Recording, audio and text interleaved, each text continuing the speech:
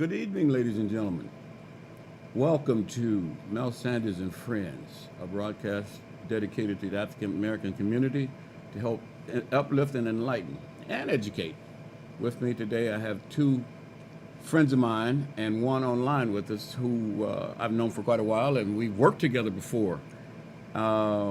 Miss Kimberly Jackson, Sir. and I wanted to say something about her, but let her say about herself. But we've been in broadcast for a while. Those of you who are in Fresno, you remember seeing these faces, and we saw an opportunity to get back together and talk about some things that we notice are missing in the conversation in our community.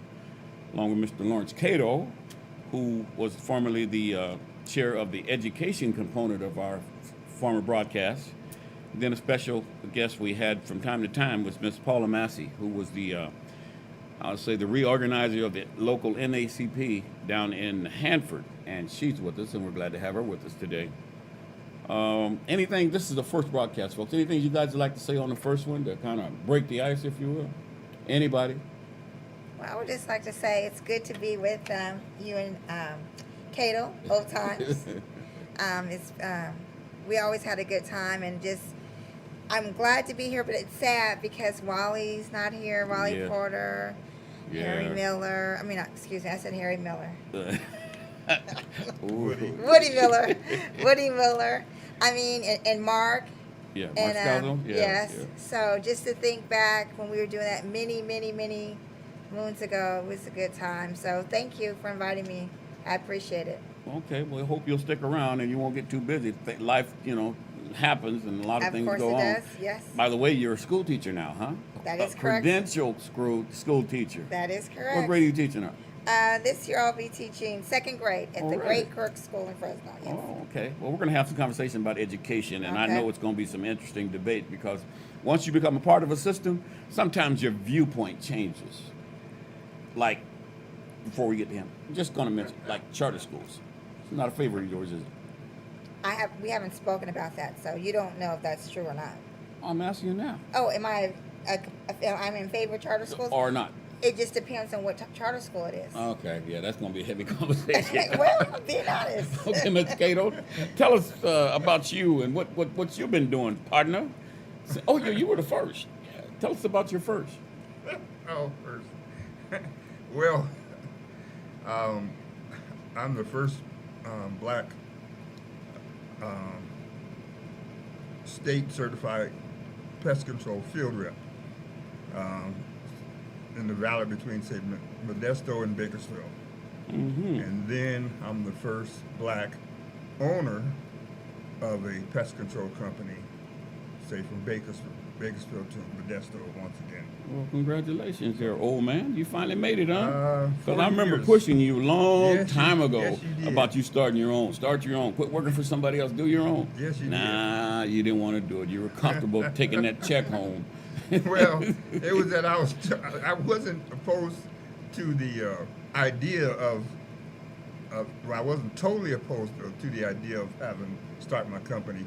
It was just that I was getting the idea from you. So, Oh, you didn't want to listen to me. That's how that works, huh? There's been a few times in my life with dealing with you since we've known each other since kids that I've hated to admit that you were right. And that was one of them. Okay, well, we're glad to have you. Also, we have joining us by Zoom, Miss Paula Massey. And I mentioned earlier she was the restarter of a branch of the NAACP in Hanford. And welcome, Miss Massey. Thank you. Thank you for inviting me. And yeah, that was a few years ago when I relaunched the NAACP in Hanford. So it's been since 2017 since I had to drop back from that presidency, but still doing a lot of things here in Hanford on the Hanford Joint Union High School board. Oh, that's right. You're a board member now. trustee. You're a board member now. I am a board member, yes. So I'm going to be asking some questions about education to you also when we get down to that portion of our agenda. But you're doing some other things in the community too. You have a community-based organization? Yes, I have a community-based organization called Women with Visions Unlimited, and we've been doing that since 2007. So, wow, it's been a few years. So we've been doing that for 2007. Our focus was on entrepreneurship and working with youth. Now we mainly are working with our youth in the community. We do diagnostic testing and reading and math. We started out doing real life youth conferences for our youth, and we would have guest speakers, and this is a whole day of a conference, getting them what they need. That's why we call it real life. It was real life situations that they needed to know about. So we've done that for a few years, and now we do book giveaways, making sure every child has a book in his hand during the summertime, and we do our diagnostic testing, and also working on some other projects here. Yeah. Well, that's great. Great. You're active. Things are happening. How's the community responding to you? How have The they been? community, I'm learning that the community is responding to me pretty good. As a matter of fact, I got a call the other day from our recreation director. He's new, and we've been working closely together to get some renovations done to our community center on the south side. But him and the city manager been talking, and my name came up to run for city council. Oh, wow. So they've been asking me to run. Even running for the Hanford Joint Union High School. I mean, I wasn't even thinking about it because my heart is with these little children, because that's where it starts. You know, you got to start with them. And but when they asked me to run for the Hanford Joint Union High School in my district, I thought about it and I said, you know what? How can I make a difference if I'm not at the table? Somebody says, if you're not at the table, you're the dinner. I think I got that right, huh? Yeah, you got it right. I always mix stuff up there. That's right. That's exactly right. But yeah, but your lunch. If you're not at the table, you are the lunch. Yeah. And they're gonna eat you alive. Yeah. And I'm a little witness to some of that, you know. Yeah. So yeah, I'm pretty busy. I try not to be so busy, along with my business that I have, and I'm doing pretty good. Well, we're glad to have you, and I know there's going to be a whole lot of things we're going to be talking about over the next few months as we start getting into the political season. And I heard you mention someone asking you about running for city council, and you're already a member of the school board. So politics is one of our primary issues that we're going to be talking about here on our program, because in our community, we do not have enough people involved. And some of that has to do with ignorance, people who just don't know. They don't understand the process. They don't know if the water's coming up through the sidewalk, who to call. You know, you don't call a school board member. You call the city, call your representative. You know, there's people. So we need to get an understanding for folks of how to handle their business. But we'll talk about that a little more. One of the other thing I wanted to make sure we touch bases on is the political aspect.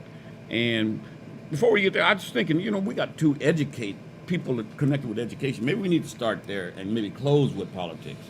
But your focus is you're a teacher, second grade teacher. What inspired you to get into teaching?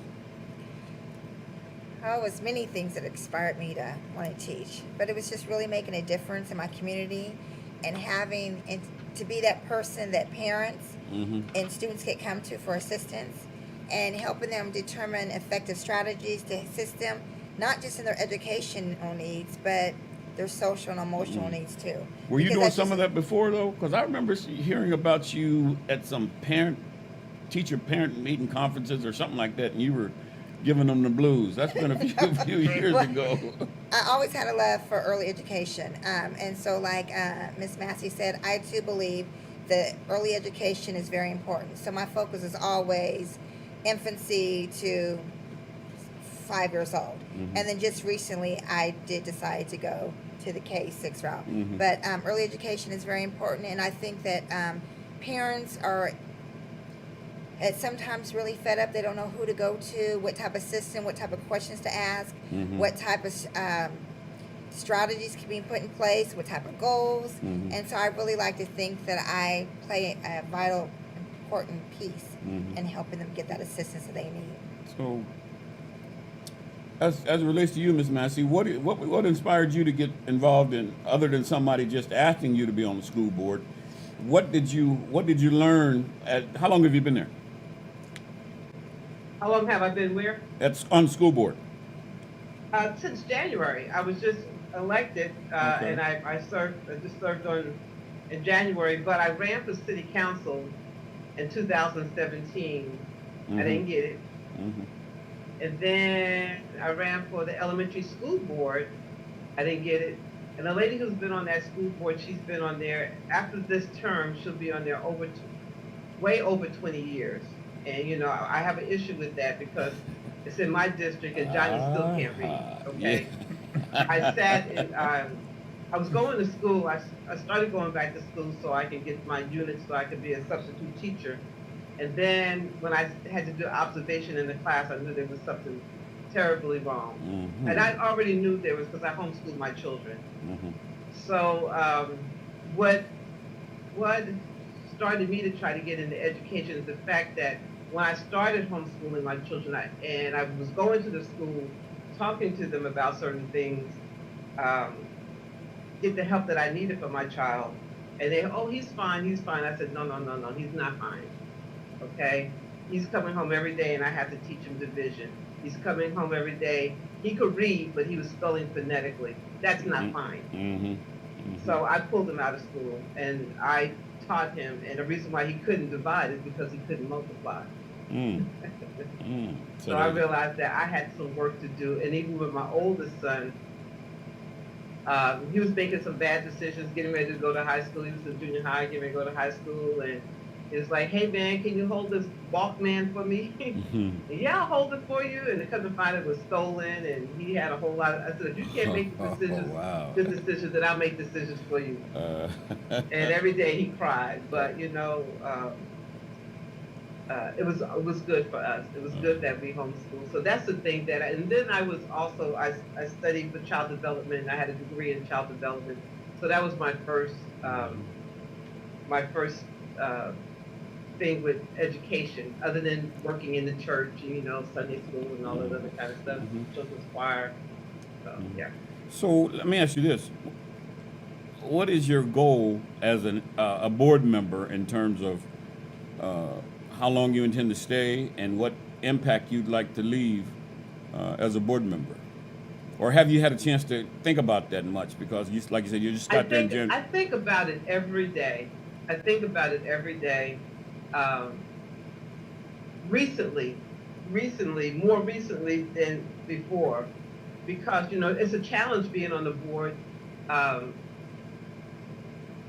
you know, you're listening to those who've been on the board. You got 3 people that have been on the board, and I'm just coming in, and they already know how. They've already been there for 4 years or 8 years or however long they've been there, and they know how it is, and they already work for school districts. Mm. Mhm. So me coming in, not having worked for a school district, when I ran for office, when I was out campaigning and I was canvassing the area, my whole thing was to let the parents, let my community know what's up, what is it that you want to see happen in this school district.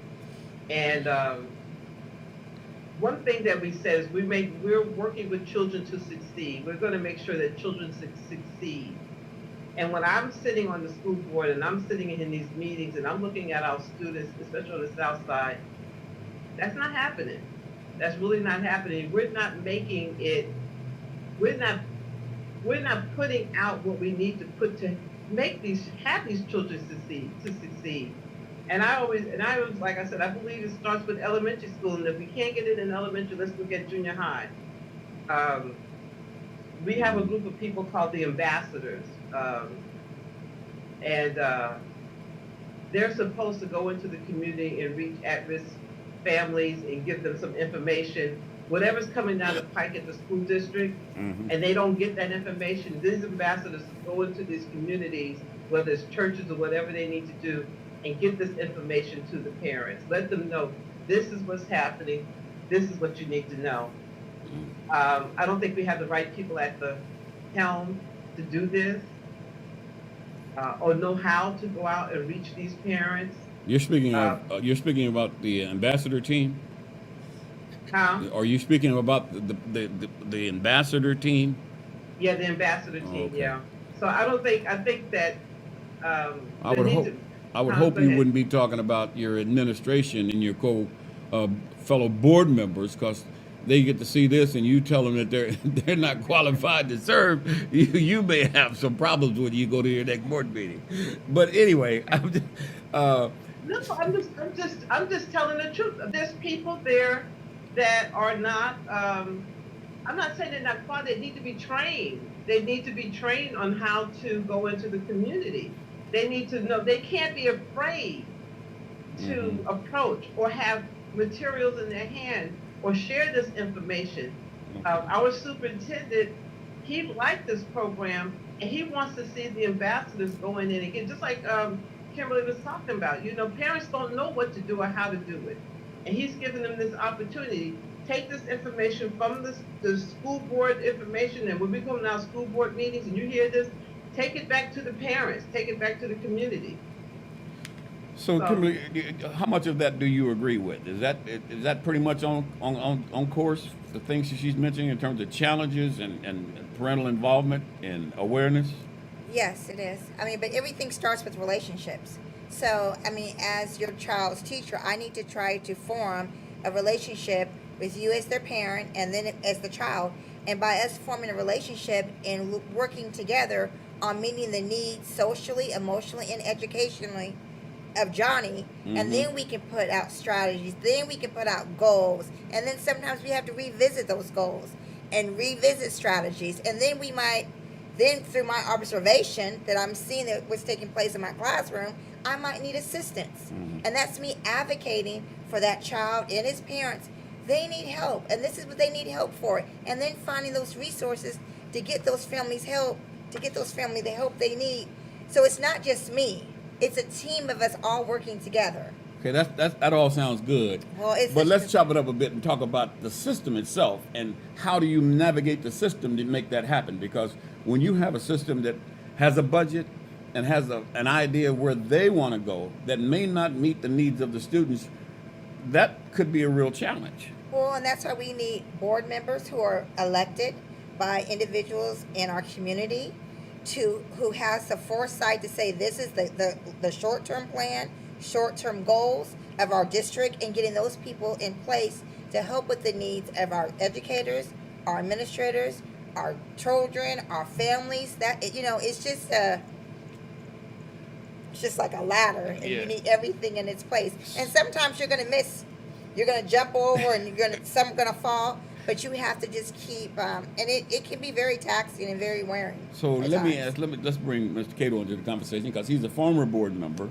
So what do you think about the system itself as it relates to being able to provide the kind of education assistance needed, and the challenges of a system making changes? Because, it's hard to teach a old dog new tricks. And it's hard to get somebody old to do something different because that's the only way they know or are comfortable with. Well, I'm I have a problem with education, because to start it off is that when a teacher has to come out of their pocket to pay for something that's in her classroom that should be already paid for through the money that's been gathered through taxes, and you keep sending money, but then again, here comes that teacher telling you that they don't get the money, they don't have the supplies. That's the top of my list, period, before you even get to educating that child. You have to supply them with their needs, which is book supplies and everything, but yet then you want to tell me how you want to educate them? So that's my little pet peeve on that. But it's just like anything else. If you want to fix something, you can fix it if you want to fix it. First, you have to identify the problem. And then you have to acknowledge in education that there is a problem and where the problem is. And they want to point the finger everywhere else and say we need more money instead of saying here's where that money needs to go. So two things come to mind in that, because that's what people normally do When parents complain to the system says we're underfunded and we cannot do it with the money that we're getting. We need more money for taxes. But the other side of that, in the state of California, the governing boards are given the authority to okay where money is going to be used. And there's a line of separation there between the administration and the governing board. But it seems to me that in order to get to where you're talking about, you need governing board members to be educated about that process. 90% of the board members who serve in the state of California, more than 90, have never read the Ed Code pertaining to the section that talks about what board members' responsibilities are. So they normally turn to what Paula mentioned earlier, their superintendent. And they asked him, well, what do we need to do? Well, that's like, the fox guarding the hen house. You ask him if all the chickens are there, what's he going to tell you? Well, Spitting feathers everywhere. And really, the other half, of which I would say goes to you, Paula, as a new board member. Most times, board members are first time that person has sat on a board. They're not leading anybody. They're being led. They don't walk in saying, "This is what we're going to do. This is where the problem is." They walk in, and there's, like you said, 3 other people who've been there for 8 years, let alone 4 years, just to start it, just be nice. And then they tell you, Miss Massey, this is how it is, this is what we're going to do, this is what we need, and this is how we need to vote. And you say you've been there in January, it'll hit you real quick if it hasn't hit you, because I know a little bit about you already. So I know that you are very well capable of handling yourself. It's just that you're in a position where, for one, you're outnumbered. So that's your first go. That's your first thing that you're gonna face, is that you're outnumbered. No matter what you want to do, you got to have somebody else along there with you. At least 2 more. At least 2 more to get what you want. So besides the kids, you got a good goal in mind. It's just working it so that you can get there. Now guess what? The gentleman to my right, you need to tap on him, because he knows. I don't say this often, but he is one of the most knowledgeable persons I know that can tell you about school boards. So,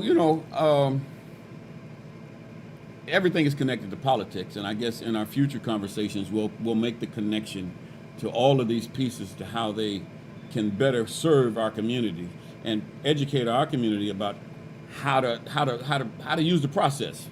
How do you walk onto a campus? What do you need to do? Who do you need to see? The basic things a lot of parents don't know. They think they can just walk in and go in their kid's classroom. Well, you can't do that. Most districts will not allow that to happen. They've even gone so far as to, if you're not fingerprinted, they don't want you in the classroom as a parent, which is kind of, and they say that even though that's not the law, but they'll say that, and they'll use the fact that this is the practice of the district. So a lot of things happen that we as we move forward in the year, we're going to be able to talk about specifics. But I just kind of wanted to generally talk about education, since we had 2 people here that are connected to education, one from the classroom and the other from the board perspective, to just talk about that. Because there's a lot of things between those that we need to connect up for folks so they know the importance of who sits in those seats.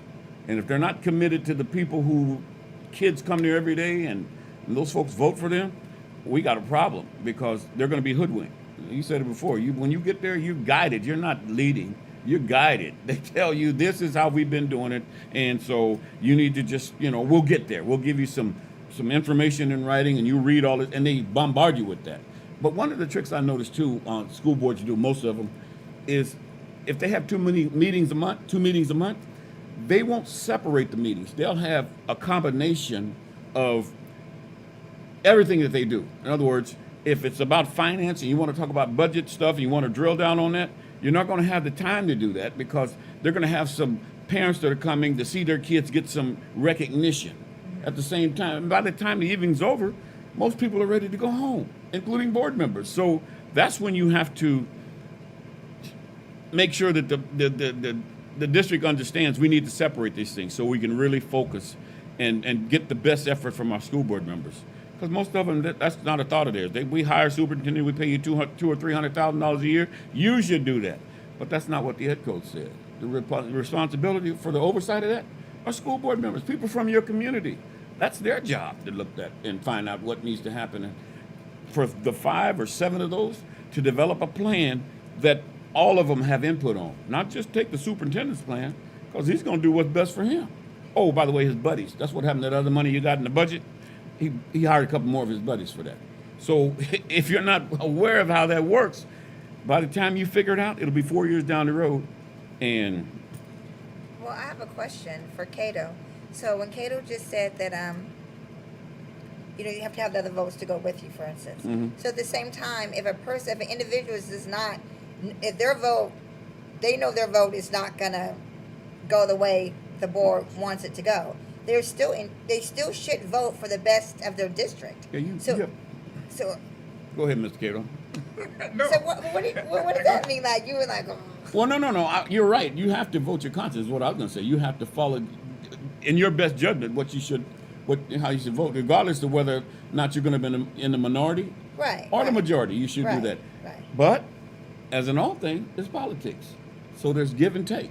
What do you want in the long run that 2 or 3 more people can support you on, because they're going to need your support for something?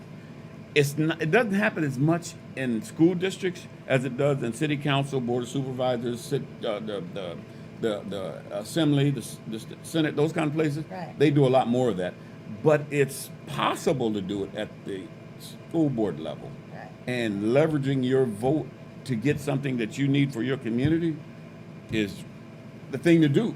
But most Well, people that's what don't. I hear. I hear a lot of senators saying now they're doing what's best for their Well, they all state. say that for years. They always say that. Yeah, that's why would you not say that? And, Right. and the people that voted for you are Voted for listening. you. Yeah, they're not going to tell them I'm not doing what you want. I'm doing what the corporation says. They want me to do it, so I'm going to do what they want. But anyway, did we lose Sister Paula? Will she be back with us in a bit? Yes, we're trying to get her back right now. Okay. Okay. All right. Well, it's a lot of stuff going on. Oh. I've been nationally. It's a lot.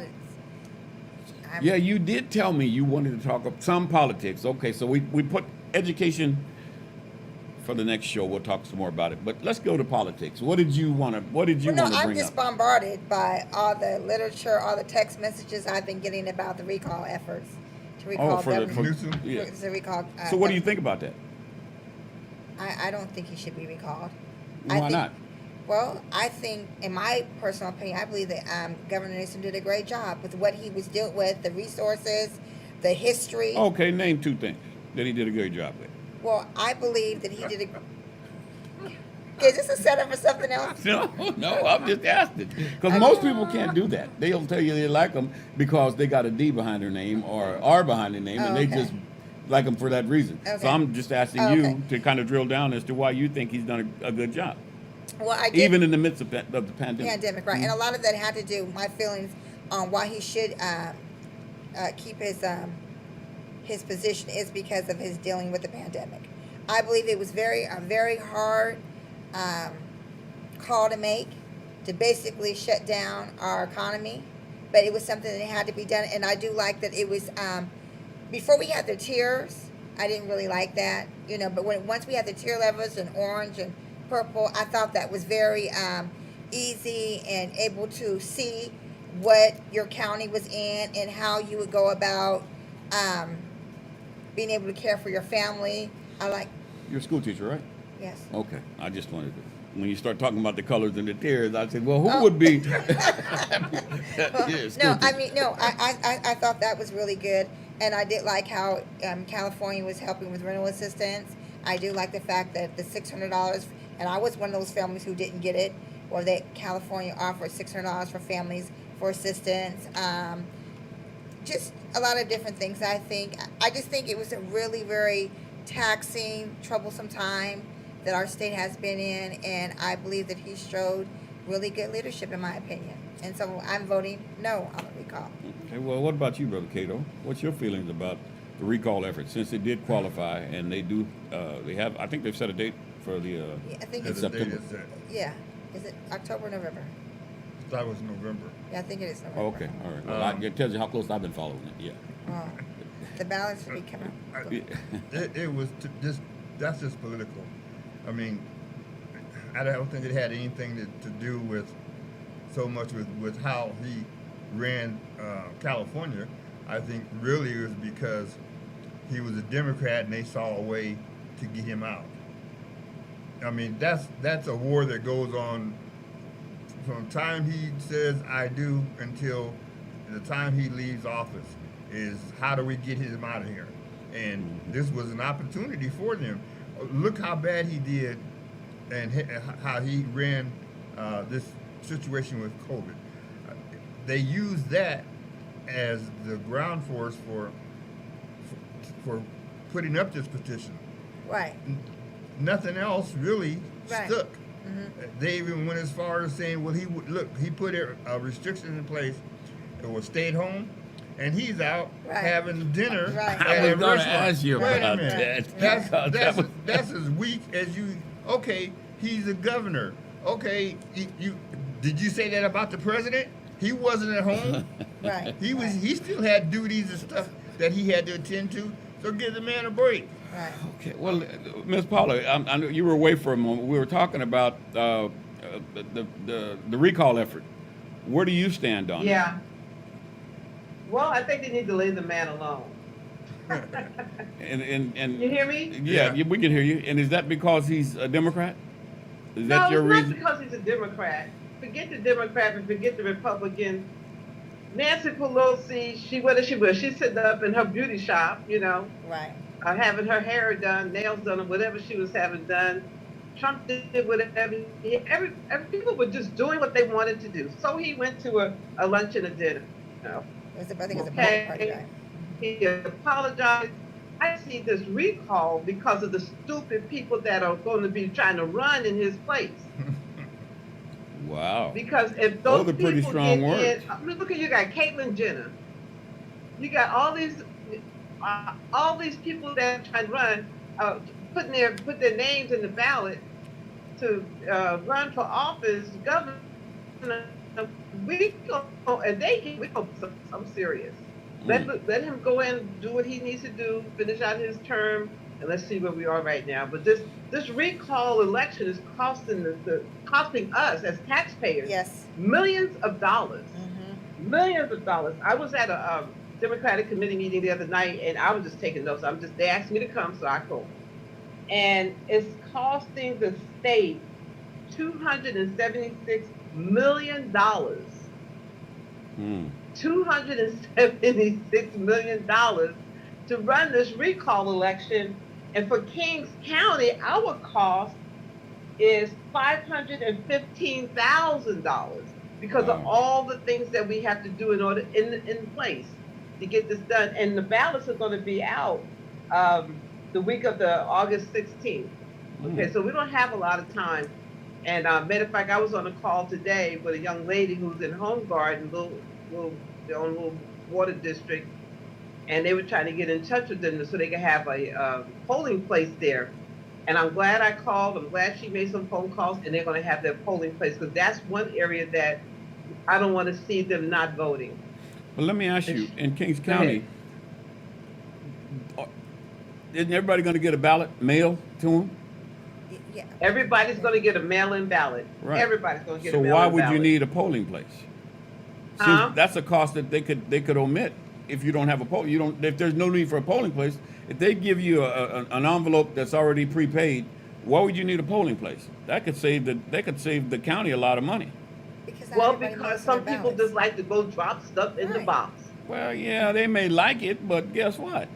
But you Look don't how want, much we're saving. I know, But but you don't know, want to the do whole that. thing about it is that you don't want to.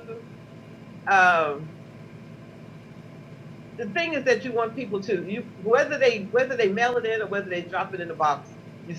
People still want to go someplace and do that. They feel like I know some people that feel like if they can go and drop it in the box, I mean, they're doing something.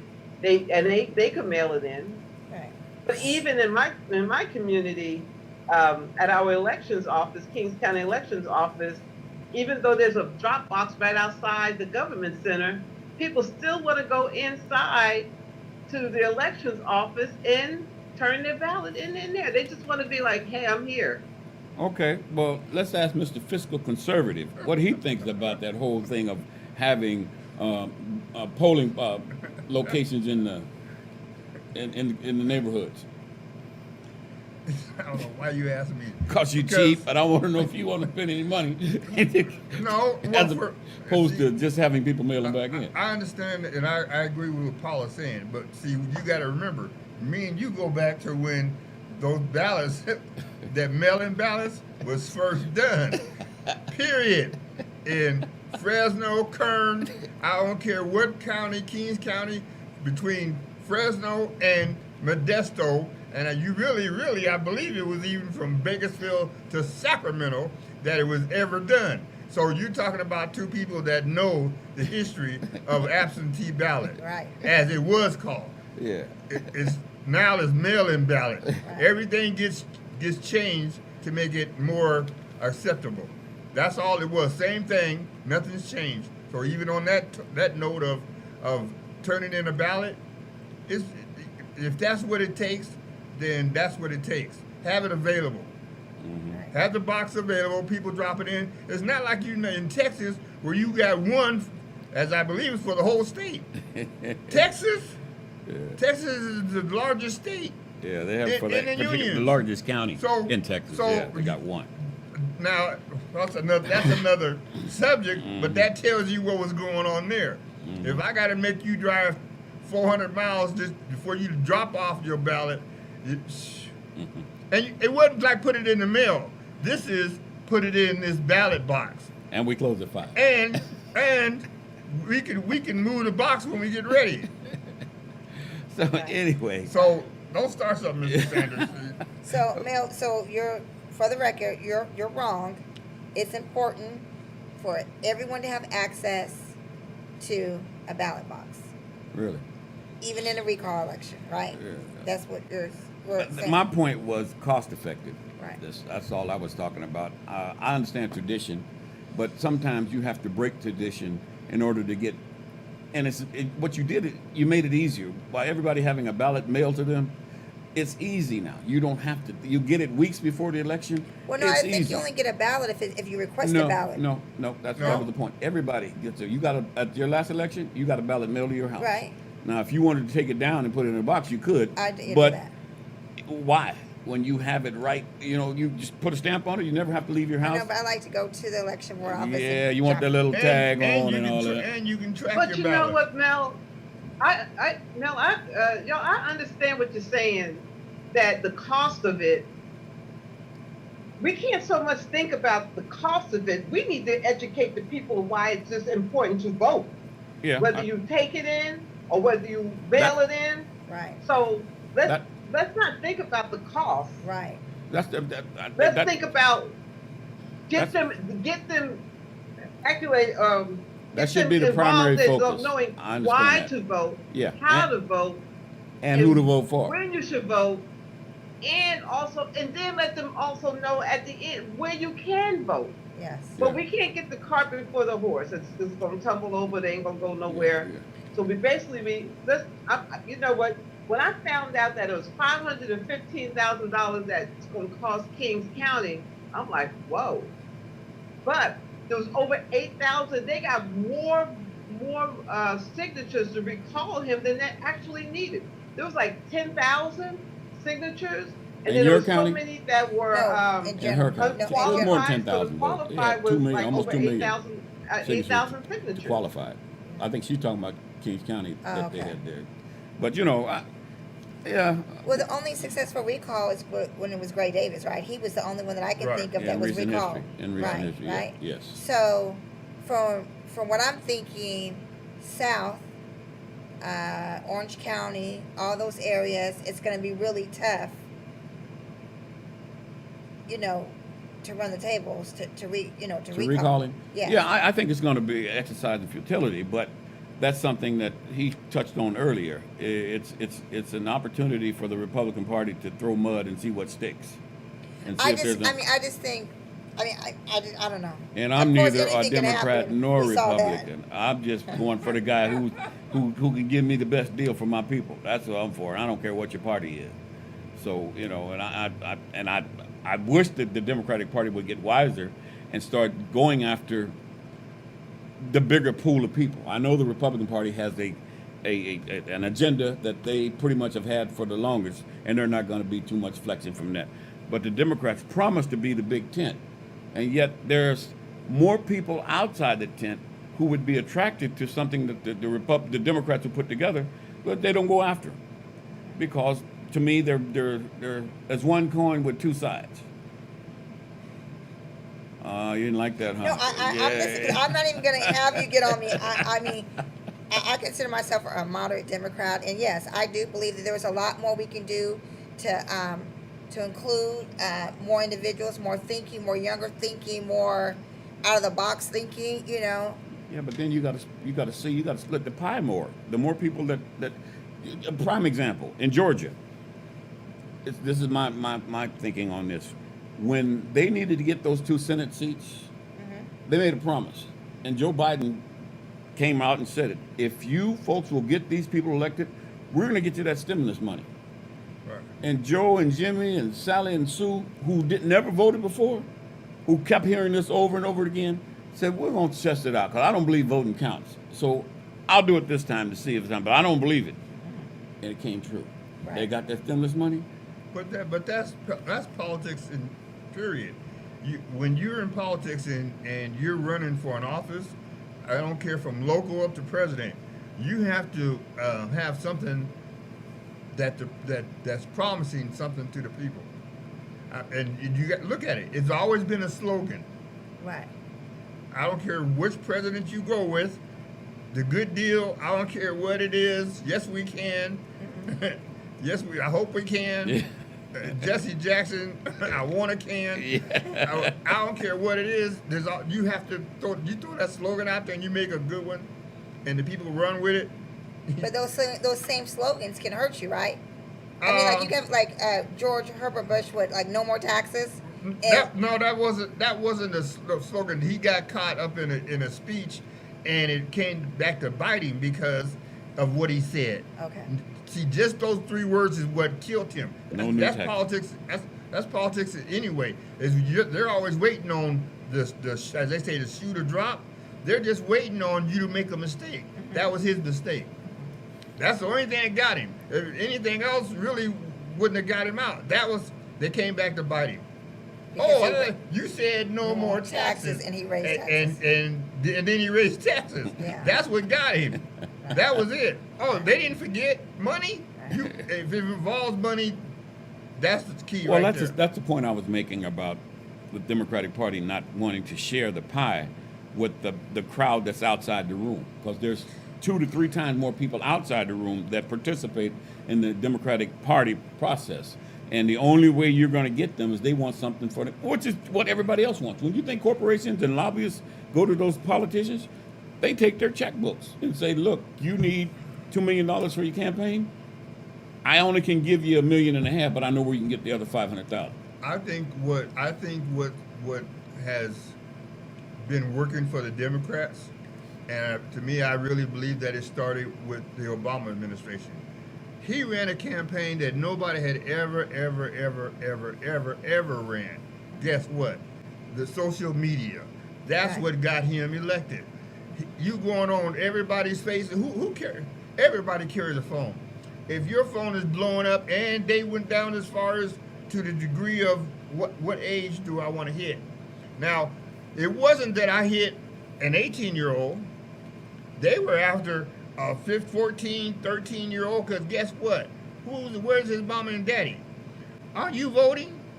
I think this guy here will really help us out. Next day, are you voting, Dad? Mom, I think that he's got some good ideas. Yes, we can. Right. So, guess what the Republican Party did after Obama? They went back and tried to do the same thing. The problem was,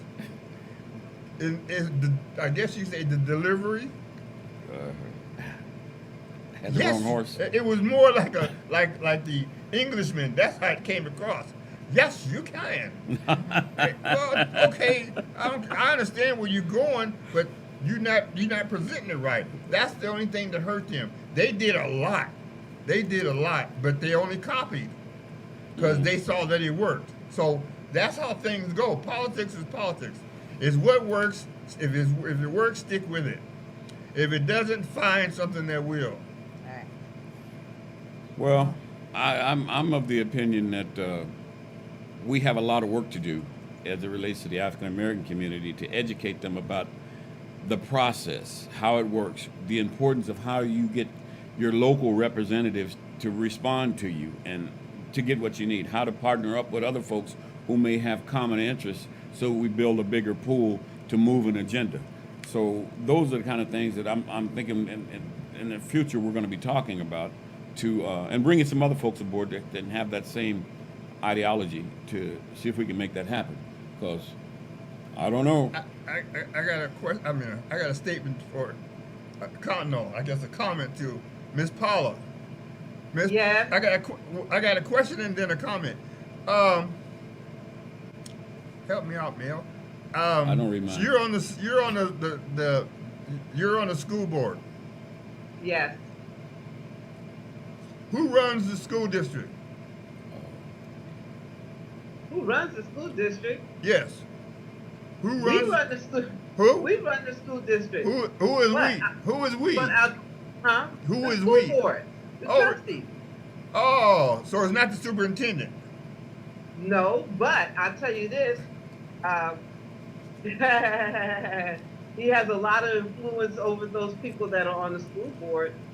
Well, that's normal. And when he meets with his staff, they've already determined what they want to do, and then you got some of the board members are holding those secret meetings and conversations. So they already know, because by the time we get to our board meeting, man, they're so busy. They whatever he say. I make a motion before you can even think about what they just done said. So yeah, I try to read that agenda really in the board packet. I try to read it a lot. Yeah. And understand what's going on. So when I get there, I know what's actually happening. Yeah, but the superintendent runs it, but no, not the superintendent, but the board does it, but they think the superintendent runs it. Did you get your comment? They forget that he works for us. I got it. I'll withhold it. Oh, okay. Are you All right, gonna- because she answered the question right. She She did. understands. She She knows she's she the answered boss. the first So part. what was your comment? What was your comment? Call me, I'll tell you. I want to hear your comment. No, you answered the question. A lot of school board members don't have that mentality. They will tell you, I'm a school board member, but their actions show two things. One is the superintendent actually runs the district. We just sign his check, and on the second half of that is I'm doing what I'm told, either by the superintendent or by other school board members. They don't realize that it's their power to set goals and policies for the school district, not the other way around. But you got it right. Yeah. I'm looking forward to my next school board meeting. They have us reading this book, The Hate You Give, because they want to buy all these books and put them in all the high school libraries. And now I just got a message that we all should be able to read it or listen to it, because it's going to be a topic of discussion. It's going to be on the agenda. Who brought that So- to? Who brought that to the board? What did that come Board from? president. The board president brought that to the board.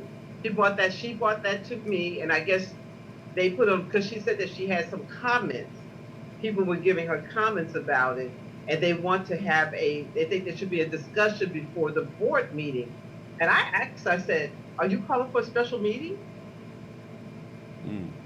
to discuss this? Because I'm listening to it on my phone, and I like it. They don't. See, that's where politics They comes into don't play. want me. They don't want me to comment on the hate you give because, yeah. Okay. Hmm. But that's why politics is so important and it's connected to it. Because if you can't get two other people to agree with you that that's something that the students should be reading, no matter what this what you say, the superintendent's going to have the last word. Because you have to be able to count to the majority, and whatever you do, even if you were agreeing with that, you'd have to have at least two more people to agree on a 5-member board. You'd have to have that. So it'll be interesting, and it's a good learning process. And our hope is that for all of the elected African Americans in Fresno and Kings County, we're going to have an opportunity to have them on our program so that we can ask some of the questions and see where they are. Because a lot of people, like I said, they sit in those seats. They have no clue what the responsibility or the power is of that seat. Right. Even on the local commissions, that are people that serve on the commissions, they don't know. And so we have to really do a job of educating, and it's been missing for a long time. I mean, it's just life goes on. People are busy, but we have to make a concerted effort to make sure people know what the process is and how to make it work for the greater good of your community. So You know what? With me being who I am in the community, I remember going to a Woman of the Year event, and me and Carolyn, with our organization, we were invited to go. We went, and we were sitting at a table by ourselves, and our city manager and planning commissioner, he was there, and they kept asking us to come sit to the table with them. So we went over there, and God bless his soul, the young man just passed away. He said, "I hear y'all some kick-ass sisters." So we're known in the community. I mean, they see me coming, it's like, oh hell no, hell no, no, she's not. She coming up in here, and I will come because I remember one time the city council people were asking me to come to this planning meeting. It was a 5-year plan. They invited all these black people there. Now, what pastors? All of them showed up. I'm living on the fringe of the city and county. So they invited me, and then all of a sudden I'm going to get a call at 5:30. It's telling me that I can't come. I said, "Oh no, you're not telling me I can't come. I'm already dressed and ready to go." And I went there, and they said, "Okay, we're going to eat now." I was the first one at the table, okay, to get my food. You're not going to tell me, invite me, and then tell me I'm on the fringe. No, I pay my city taxes. You going to tell me I can't come? Mm-mm. So when stuff like this happens, with this book here, and then Ghost Boys, where a teacher was sharing this book with the students, and all of a sudden now the principal don't want her to share this book with the students. Ghost Boys is a good book. All these books need to be in the libraries and being taught. But they got this CRT, what's that? Critical race theory thingy going on now. I don't even know. Yeah. I went down. I kind of digressed. Okay, I'm backing up. That'll be a topic that we're going to be covering also. I know. Coming soon, I think, because that's especially as you as a school board member. have you had any discussion about that at your school board level? CRT, Miss Paula? Have I had any? Oh, we'll find out on the 26th. Is it on the agenda? Huh? Is it on the agenda? It's kind of like that because this book is out, and they want to buy this book. I'm pretty sure that's going to be on the agenda because it's talking about a white officer who killed a black boy for no reason. Okay. Well. So I'm pretty sure, and it's taking them through the whole story. I mean, you can watch the movie. I don't really want to watch the movie yet. It's been out for a while. I want to read. I want to hear it and read the reading of the book. Do Audible, or I'm not going to get the book and try to read it, but I'd rather listen to it and get the fullness of what this book is all about. And so far, it's pretty cool. So as we wind up, we're just about at the end of the program here, but maybe we can have a little round table discussion, and anybody that would like to bring up anything that either for future conversation or just something you want to comment on now, you're welcome to do so. And everybody doesn't have to speak at the same time. Well, there's a lot of stuff I want to speak about, but let me see. Well, we talked about just basically just the importance of Excuse me, can I interrupt for a minute? No. Kimberly, can you lean into the microphone a little bit more? oh, sure. Oh. Okay. Thank you, Miss Massey. Just the importance of, we're getting ready to go back to the school year. Just making sure that we have our kids ready to go back and we're getting away from virtual learning. The importance of that's going to take place. Oh, let me ask you this. Protocol. Are there going to be protocols for kids going to have to wear masks? Yes. You're in the Fresno Unified District? I am. So they're going to have to be masked when they come to campus. That is correct. And how about their shots? Is that anything about shots? Shots are not mandated. I mean, well, not the coronavirus. Yeah, coronavirus shots. No, that's not mandated. I mean, that Okay. can't be mandated. It's not even. Oh, they're not that age. Yeah, well, they were talking about something like no, that. it's not They're even young. approved by the FDA. I mean, they don't even have them for them, so no. Okay, all right. But they do have to wear the mask. So just the importance of getting ready for the school year, the importance of voting in the upcoming recall election, and then everything that's going on nationally that's taking place with our president. So let me take it back to school one more time. Are you comfortable in the classroom going back in the present conditions of the pandemic? Am I 100% comfortable? I mean, no, I'm not 100% comfortable, but I mean, I know, to wear my mask. I know the reason we're not socially distanced now, that, nothing's 100%. I mean, we can go on and on, and, you do this, and this could still happen. So, no, I'm not 100% comfortable, but I'm comfortable enough that I need to, I feel comfortable going back in my classroom, yes. Mr. Cater, what would you think would be some topics of interest in the future? I think life in general is going to present us with more than we can handle. So, of course, COVID's going to be with us. Seeing what this recall does, everything has an effect on everything else, one way or another. So, because Are you sure? everything. Because I know some folks who tell me that politics has no bearing on their lives whatsoever. Oh, it does. Yeah. They're just naive. not aware of it, Yeah, they're naive, right? or naive. Yeah. One of the two, but it does. Willfully naive, I think it is. It's willfully. I think they could know more if they chose to. Some but- people don't want to know. Right, Yeah. I agree with that. They don't want to. They have blinders on, Right. and they're not interested in it at all. Right. Well, I don't like them A- one a to say good we're piece just of gonna pray about it and we're gonna let God handle it. Right. Well, No. a good piece of news is that now LA County, they're going back to a mask mandate, indoor and outdoor. I mean, I thought that was just gone away with too soon, in my personal opinion. So now I think starting Saturday, they will have to wear a mask if you're vaccinated or unvaccinated, indoors and outdoors. I thought it was too soon. For what? To mandate it, or that they should be? Well, They shouldn't have come out. they shouldn't have come out with. To me, it's stupid. Right. If you've been fully vaccinated, you don't have to wear a mask. All these people who were coming in and didn't have a mask even before they got vaccinated. I seen them in the store. Personally, I saw them in the store. One guy didn't have a mask. Not that it was pulled down. He did not have a mask. And he walks up, and then all of a sudden he goes another aisle, and he runs into another guy who does not have a mask.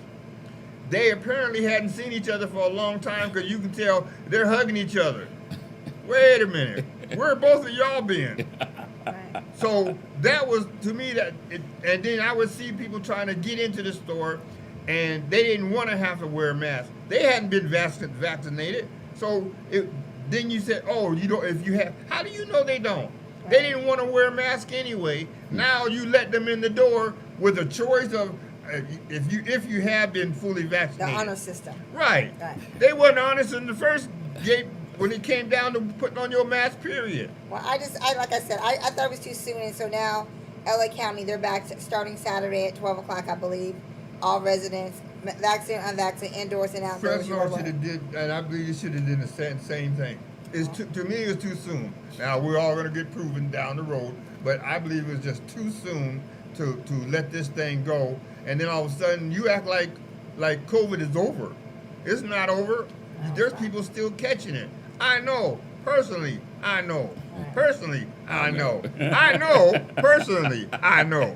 Oh, I believe you know. Okay, you know. Yeah. All right. So you know, don't act like it's not still. Like, I can see this. Nobody was coming down with COVID. That's another thing. Okay, I guess we got it under control. But when people still are catching it, and this thing ain't this ain't no joke. It ain't just COVID, because COVID releases things in your body that says, "Hello, you've been here a while. I'm here to mess up the rest of your life. You thought COVID was bad. I'm going to really mess with you." That's what COVID is doing to a lot of people. Yeah, they make it through that initial sick period, and then after that, here come all these other symptoms that's kicking their butt that came from COVID. So We'll be talking about that then.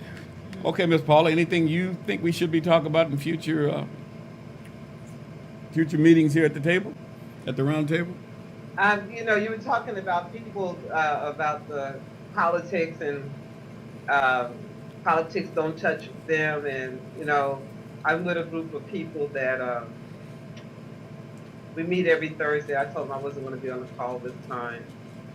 But every time I get on the call, I'm trying to talk to them the importance of running for office and running and voting. And man, we got 3 seats on our county board of supervisors. We got 3 seats on our city council. We got 3 seats coming up in these school board meetings, these school board elections, on elementary and high school. So I'm just kind of like, what's wrong with us people? What's wrong with my people? Why are you sitting? I think because they got these little jobs, these little government jobs. They're working at the prison. They got their house on the north side, and they're okay. They don't feel like they're going to be. They don't feel like they're going to be touched with this. But I'm going to tell you right now, my thoughts are, I had to call somebody out from the county. They were on the Veterans Affairs and they had put something on their Facebook page with the county logo behind them, that BLM, Belt Loops Matter. Then it got pretty racist, but they didn't know that somebody had screenshot their Facebook page, and then I got the call because the NAACP didn't do anything about it, and they wanted me to do something about it, so I did something about it. And then I just found out yesterday that 2 of our city planning commissioners, one was going to get fired, but he decided to resign, and then another person resigned behind him because he's resigned. My whole thing is that when we have these resignations, and I think Roland Martin talks about it, we need to have people in place to apply for those offices, those positions, because there are Black people in my community that are trying to build and do stuff, and these planning commissions come in and put all kinds of things against them, and they can't move forward with what their business or what they want to do. So my whole thing is that I want to see my people come out from under those covers. Come on, stand up, because little do you know that what's happening in these United States of America is going to come right down to Kings County, and it's already coming, and it's already here, and you're going to be feeling the effects of it, and then you're going to wonder what happened. That's all I got to say about it. I'm just sick of, I'm not tired of it. I am a little tired of it because they don't want to hear it. They don't feel like politics help them. I remember one time I was on the call and somebody said, we're not going to talk about politics today. Well, I don't need to be on the call. Fannie Lou Hamer So said. your toilet paper is political. Yeah. Well, we appreciate all of you folks for coming in and sharing with us today. This is our first show. We're going to be here every other Thursday, the first and the third Thursday of the month. So we look to do more of this, and we'd like for you to spread the word. Tell your friends and neighbors to tune in. Just go to YouTube, type in Central Valley Talk, and you'll see our picture and our name come up. So please spread the word for us. And with that, we're going to close our show and say good night, and we'll see you in 2 weeks. Good night, all. Good night. Good night. Good night.